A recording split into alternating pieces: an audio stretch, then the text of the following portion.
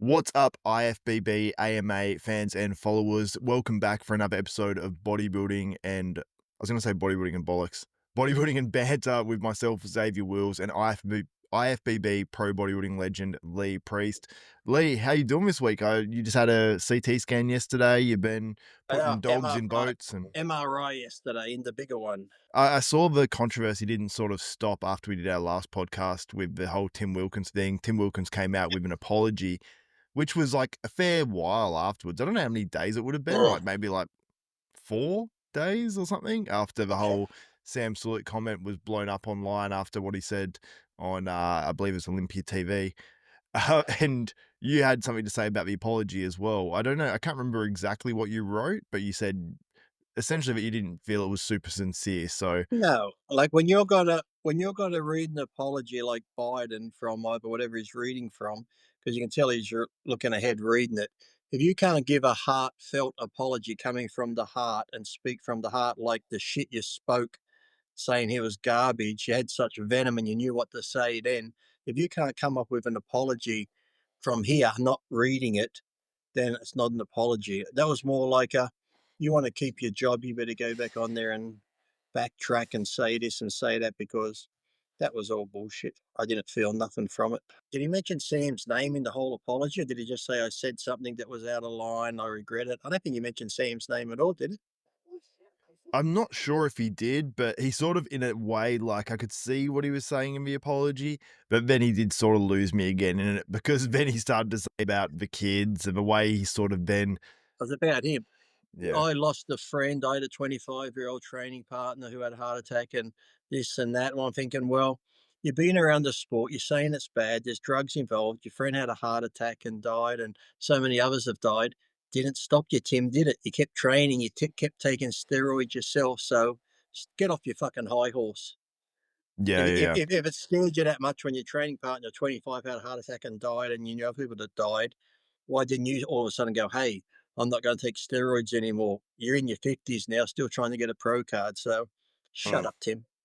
The bit where I suppose he lost me in the apology really was, I suppose when he said, "I hope that, I can't remember the wordage he used, but basically saying like the more senior bodybuilders or the guys that are retired, like he said initially with the, I hope that Jay Cutler and Phil Heath or whoever he used, will call out these people." He still like doubled down on that, And which is where he sort of lost me. So I'm like, well, are you just condoning exactly like what you just said? the older ones that are retired and still on TRT taking gear, I hope you will call out these younger kids. Yeah. To me, it was just ridiculous. I was like, yeah, it's sort of Let's lost make me a now, video. but Does he make a video every week when he watches the news and sees young kids drunk driving, killing people? Does he get online and make videos about don't drink and drive, young people, you're killing each other? mm. Yeah, to Mm. me, it's just ridiculous. I'm like, yeah. Then I sort of like, I agree more with you now. Like when I've watched it back now too, it was so out of character, but then he went in so hard. Like he just didn't like, he had no filter on it. It seemed to become more about himself than apologizing to Sam. So Yeah. So anyway, I think it's gonna be like that's dead and done now. I don't that's think we done can like now to the next drama comes up yeah. somewhere. Well, Lee, there's one that I was gonna put in a video. I don't know if you've seen the latest Shawn Ray, Bob Cicarello, the Voice of Bodybuilding podcast. I watched a bit of it, but not the whole thing. No, I haven't watched the whole thing. But that's when was that when they were doing the Detroit wrap up? Yep, they spoke about Detroit, and then they Yeah, went on I to only speak. I only saw up to that bit really. I only haven't saw past that. Did you see where Shawn spoke on Carlos Thomas Jr.? No, don't think so. No. What Shawn went on to say is, Bob was talking a bit, and then Shawn said, "Get out while you can," and then Bob took it as "Get out while you can" in terms of like, away from maybe coaches or whatever, because there's the reports that maybe Carlos left Patrick, um, or Patrick confirmed that. Apparently, I haven't looked deep into that. But but then Bob sort of said, "Oh, do you mean for this season or like this?" And then Shawn Ray doubled down and went on about it for a while and said that he thinks Carlos. He said, "There's no shame in like moving on. It didn't work out on stage," and he said it was a failed experiment. And I'm like, "A failed experiment? The dude's done 2 preps as a pro." it just seemed so over the top, and he's basically retiring him and saying, like, just implying that it was ridiculous to sort of keep But he's going still with his young pro too, isn't he? career. Isn't Carlos still fairly young? He's young, yeah, he's young, and I understand Sean saying, "Get out while you can," for health reasons, but Yeah, weird. but to me, it looks like at the moment, it looks like he has that. Because, like I said, he's got plenty of muscle. He just needs that muscle maturity. Because right now, he just looks like he's got that young muscle where you can see it's all there, but it's got that film of water. It just doesn't have that real dense granite look, which comes with time. So I don't know why he's saying get out while you can. If he's, then everyone should get out because everyone's using gear. Everyone's doing the same things he's doing. You can't just speculate someone's using more gear than the other person. So, why tell him to get out while you can? Yeah, and he's he's got such a good structure too. It's like he's like just to say it was a failed experiment. I'm like, maybe the prep you could go as far to say is like the prep was a failed prep if you didn't do as well as you wanted to, or something like Be that. different if he was talking about Jocelyn Portier. Remember Jocelyn Portier back in the day?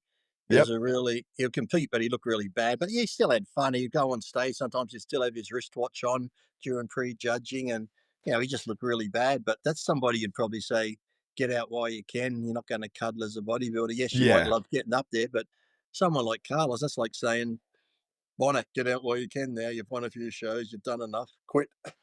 Well, Sean's almost said that as well about, Bonac. He said, "There's no use going to the Olympia," which I can understand this argument a lot more than the "get out while you can" Carlos, because I think that's ridiculous. But dude, like, yeah, if Carlos does this for 6 more years and he does 6 more long preps where he can't get into shape at all, like he can't exceed what he's done so far, then you might say, "Okay, maybe it's not working." But to do 2 preps and then to be, like, done when he's young and has a mad Mhm. structure, it's like someone asking, "Do you think Hardy Chapin should be the favourite for the Mr. Olympia? Is he being forgotten?" I don't think he should be the favourite, but going into I don't think this so year's either. Olympia, I think you're going to have Samson's going to be getting looked at. Derek now is going to be getting looked at because he just beat Samson at the Arnold. Hardy's going to also get looked at. So I think it's going to be a good Olympia, but I don't think anyone's going to be a favourite. I think it's going to be a pretty wide open, there's going to be 5 guys or so who could possibly take the title out. So not like I said back in the old days where it's just, oh, Ronnie's going to win. Nah, Phil's going to win it again. This year, if you got Hardy, you got Derek, you'll have Sampson, and God knows who else. Yeah, so you're gonna have at least 5 guys who are in the running to win it. Obviously, like Samson, if he doesn't win, most likely it's gonna go to Derek or Hardy. It's gonna go to Derek or Hardy, so if it goes to Derek or Hardy, that means it's gonna be only the 2nd man ever to actually regain their title after losing it. So that would be cool for the history of bodybuilding, but regardless, I think it's gonna be pretty exciting because it's gonna be a redemption for Samson, or we're gonna have a guy regaining his Olympia title, or we're gonna have a new Mr. Olympia most likely. Mm, I still think Sampson's gonna be the favourite because he's the reigning Mr. Olympia, even though Derek just beat him at the Arnold. So I think he's still gonna be the favourite. But then, like I said, you're gonna have Derek and them on his heels. So I don't think Derek's the favourite or Hardy's the favourite or them, but I think Sampson's still gonna be the favourite, but he's got people closing in on his heels pretty quick. Yeah, absolutely, especially with the the current guys because it is so close. It's like the closest it's been in so many years, but, that's the last of the questions that we had to catch up on. What I wanted to talk about was a little bit about FIBO and what's coming up with that because it's sort of Mm. been a really underspoken about show.